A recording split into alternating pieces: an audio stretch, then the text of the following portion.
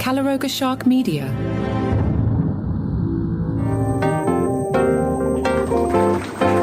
Hey, Johnny Mac with your Daily Comedy News holiday weekend. I hope you had a great 4th of July. I'm now well into my mission to make it to the tricentennial. Need medicine to help me a little bit. I'll have to be 107 years old, but that is my goal, to be there July 4th, 2076. So let's put our feet up today and take a look at the best comedy specials of 2026 so far.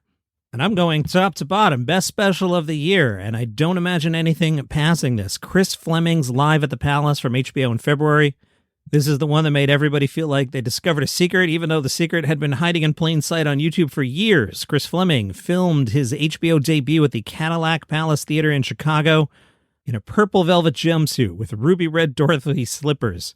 He then pranced-scuttled and belly-flopped his way through an hour about Trader Joe's, dog breeds, NPR, and conga lines. Mark Maron called him a marvel to behold, a true artist. If you've seen this thing, Fleming isn't doing jokes. He's doing art, except the art is pretty funny and has a lot of physical comedy. And let me flip over a card here. I used AI to help me script out today's episode off my scratch notes, and the AI came up with this one. Chris Fleming looks like he may have studied under a mime who was also a golden retriever. That's pretty good. Number 2 special of the year, Ryan Hamilton. This just hit me. You know, sometimes I'll see a comedian on the up and be like, oh, I can't wait for this person's next special, and they kind of disappoint. And, it'd been a minute for Ryan Hamilton, because he got hit by a bus, which he made very clear. So I was very happy at how funny this special was, and it seemed everybody in the Facebook group, Daily Comedy News Podcast group, was with the program. In case you missed it, Ryan Hamilton got hit by a bus, and then he made a comedy special about it. The special was directed by MAGA comedian Nate Bargatze, who one time attended a UFC show. Whew, that guy. But much like the Nate brand, the energy is clean, warm, observational. Nobody's getting their feelings hurt. And as far as I know, Ryan Hamilton did not attend any UFC events recently. I'm going to Google it just to check. Oh, this is fun. There's an MMA fighter named Ryan Hamilton who goes by the nickname Hollywood Ryan Hamilton. He has a professional MMA record of 0-1. His last fight was July 17th, 2021 in whatever FCS is. He is currently on a 1-loss MMA streak. He apparently lost to Johan Rubio by a rear naked choke 2 minutes and 11 seconds into round 2. This is the kind of thing Nate Bargatze would find very interesting, and I'm sure you're like, shut up, John, and get back to the comedy part. I will. That's a good suggestion, listener. Hamilton works in the Jim Gaffigan, Brian Regan lane. Nah, I disagree. I think Ryan Hamilton would call me back had I helped him early in his career. Now, I haven't helped him in his career at all, but had I helped him early in his career, and I was like, hey, Ryan, do you want to come on the radio show? I'm pretty sure Ryan would have called me back and said yes, or said, no, I'd love to, but I'm busy, I'm touring, which is perfectly fine. I have no problem with a no. I digress. Holiday weekend, having a little fun here. Ryan Hamilton works in the Jim Gaffigan, Brian Regan lane. Family-friendly, never a curse word, the kind of special you can watch with your parents and feel good about yourself. Number 3, Trevor Noah, Joy in the Trenches. I really like Trevor Noah's comedy. This was on Netflix in April. I liked it a lot, but some people said at times it felt like a TED Talk that wandered into a comedy club by accident. Not sure I agree with that. Number 4, Katt Williams, The Last Report, Netflix in February. Katt Williams' 4th Netflix special. The Last Report leans heavily into conspiracy theories, political commentary, and the vibe of a man who's looked at the world and concluded he was right about everything. If you love Katt, you'll love this one. If you thought his previous specials wandered a little bit, you won't like this one. In 5th place, Pete Holmes, Silly, Silly Fun Boy. I've been listening to some Pete Holmes interviews. I just really like what the guy's about. And as the year goes on and I revise this, even here on the fly, I'm like, maybe I want to put Pete above Katt and above Trevor. So I don't know, can we revise here on the fly? Maybe Pete Holmes is the 3rd best special of the year. John, you host the show. You made the list. I know. All right, I have it at 5.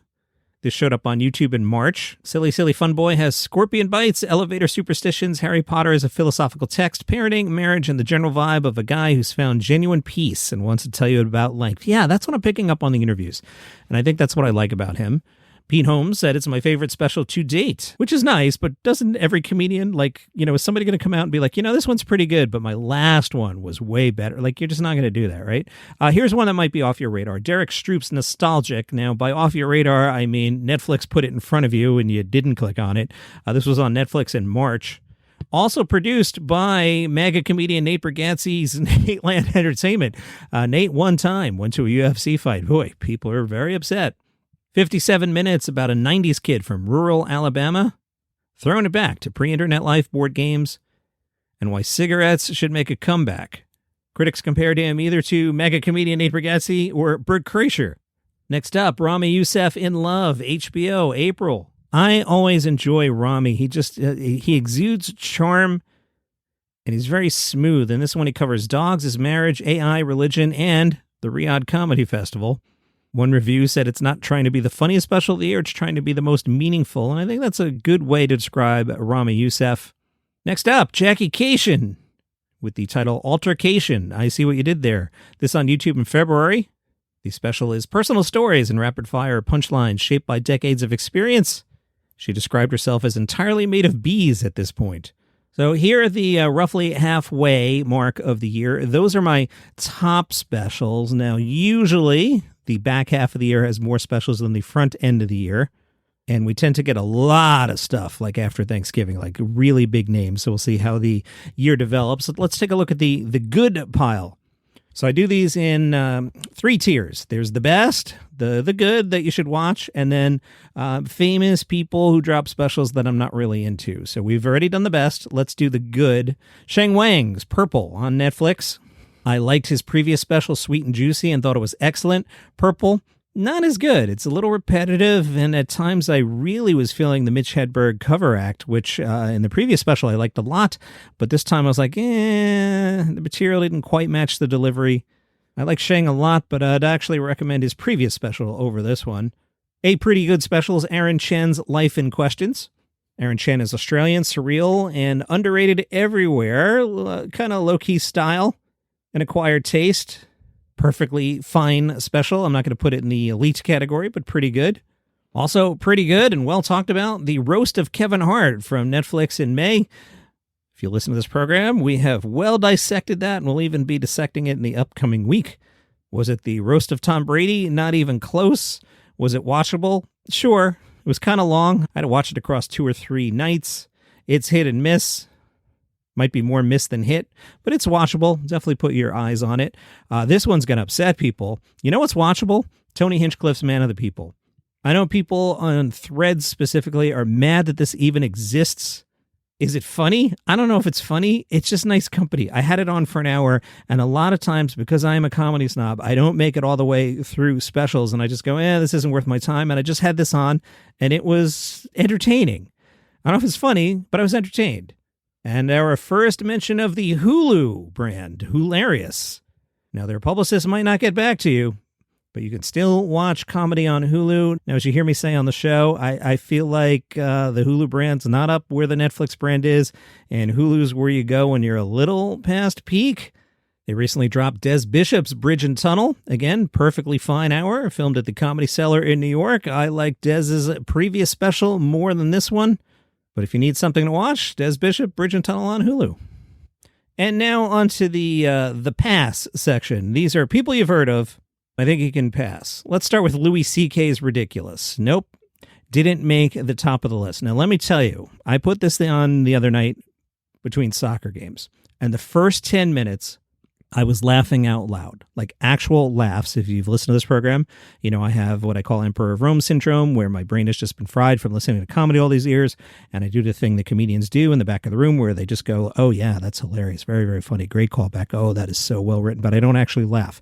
CK in the first 10 minutes had me laughing, and I started thinking, wow, is this going to be the number 2 special? Because it's going to be hard to beat Chris Fleming. I'm like, is this going to be number 2? Did CK really bring it here? Because some of the reviews I saw said this wasn't that good.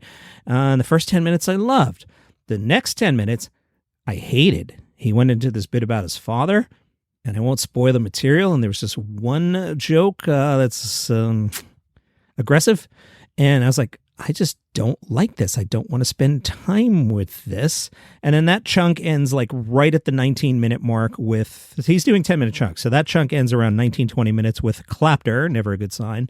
And then the next 10 minutes, I was just kind of bored and I bailed. Life's too short. I've got soccer games to watch. I got stuff to do. I'm not going to watch a special I'm not enjoying, and I just wasn't enjoying it anymore, so I stopped. Variety calls it his return to the mainstream. Slate says he hasn't changed. IndieWire says his misery becomes our own. All of those things are probably true at once, but pass on Louis C.K. Ridiculous. Pass on Taylor Thomason's Prodigal Daughter, Netflix, February. Critics love it. Thomason's 4th Netflix special, that's incredible. Hit religious trauma, faith deconstruction, sexuality, and fear of death. And I don't know, just kind of felt one note to me. I don't know, wasn't feeling it. Pass on Josh Johnson's Symphony from HBO in May. I know.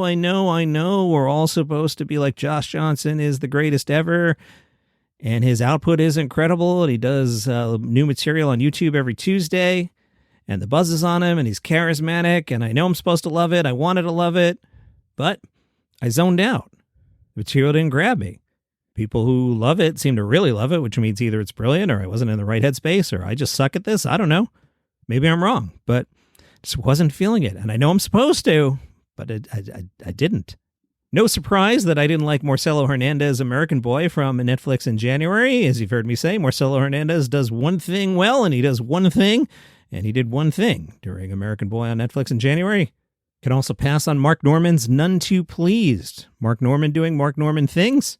One of the descriptions of this special is, you already know what you're in for. And yeah, that's it. I mean, if you like Mark Norman, great.